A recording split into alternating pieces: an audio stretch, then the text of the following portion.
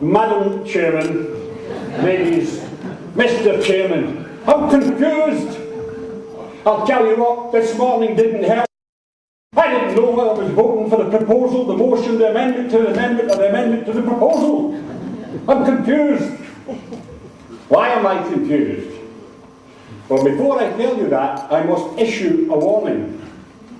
This speech may be considered as contrary to accepted ASC policy with regard to its content.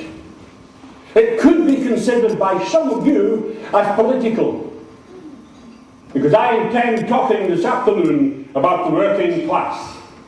So if there are any of them in here today, you've been warned. Have you ever wondered why the vast majority of ordinary people in the United States of America are referred to as Middle America, while the vast majority of ordinary people in the United Kingdom are referred to as the working class? Well, if you have, then you will know where my confusion comes from. Why am I confused, you may well ask. It's not a new state of mind. It has been going on since the 1950s, even back to the 1960s. Now, for those of you who spent your formative years like I did during that period, you might remember some of the milestones.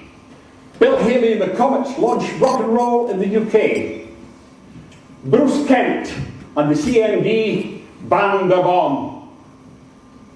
Flower power led to Woodstock. And of course, the pill led to women's liberation and free love. Well, except for me, actually. You see, I got married in 1963, so for me it wasn't really free. It was more a case of 7 shillings and 6pence deposit and regular payments for the next 45 years. However, it was at this particular time that I became acutely conscious of the class struggle in our society. Britain's ancient class structure has been a source of mystery to and a constant source of confusion to us Brits, especially to this Brit. The class struggle didn't mean anything to us. Dad got up in the morning, he went to work, we were working class. Easy peasy lemon squeezy. It wasn't until I left the cloistered environs of Scottish academia to enter the workplace that I discovered how complex the whole thing is. Now, before somebody says it doesn't matter, oh yes, it does. Firstly, I would like to tell you how in his political poem, Das Kapital, Groucho Marx, Karl Marx defined the class structure thus: the working class, well, that's anyone who earns their living by selling their labour. The upper class are those who own land and property and derive their wealth from the labours of others. Now, I want you all to remember that one, please. The middle classes, well, they're somewhere in the middle. You know, technically they get a wage, so I suppose they are workers.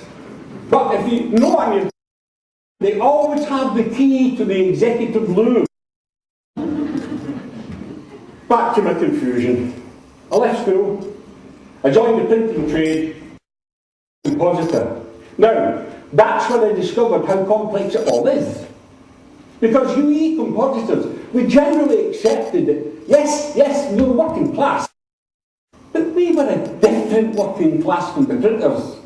They were more a middle to lower. We were more a middle. And the foremen, of course, well, they were upper working class. So, my father, God bless him, the floor layer. My dad, linoleum. Now, for all the younger people sitting in here today, linoleum was what we put in the floor, folks, before fitted carpets were ever invented. So he got up in the morning and he went out to work, and he was considered working class.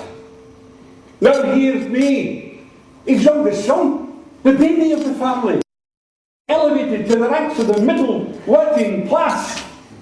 Incredible! Well, I must tell you that now I've reached 66 years of age. I started out son of a lower working class father, quickly elevated to the ranks of the middle class, working class compositor. I then went on to become the foreman, which is upper working class. And then I became a manager. Middle class, yeah?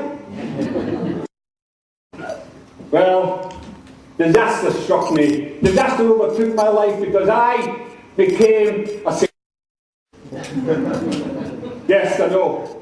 Salesmen are considered the lowest form of life on the planet. That's why you're with TV and television, you're interviewed with somebody got a camera in the bag. It is sad, ladies and gentlemen, to reach so low. Yet a few short years, 25 short years, appointed to the board of directors of the Cost Consortium, rocketed me into the echelons of the lower middle class. Finally, ladies and gentlemen, I am so delighted to inform you that I've recently become elevated to a position in life which is similar to that of the upper class. Do you remember the upper class as Karl Marx defined them? Cast your mind back to the beginning of my speech. You see, I am a land and property owner. We paid the mortgage off last year.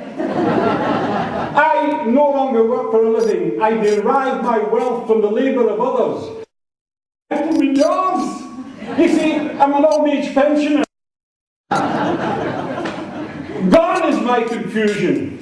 I've now reached that pinnacle of the class structure. The current economic crisis and the recent increase in the capitation. Please keep your contributions coming, for which I am eternally grateful.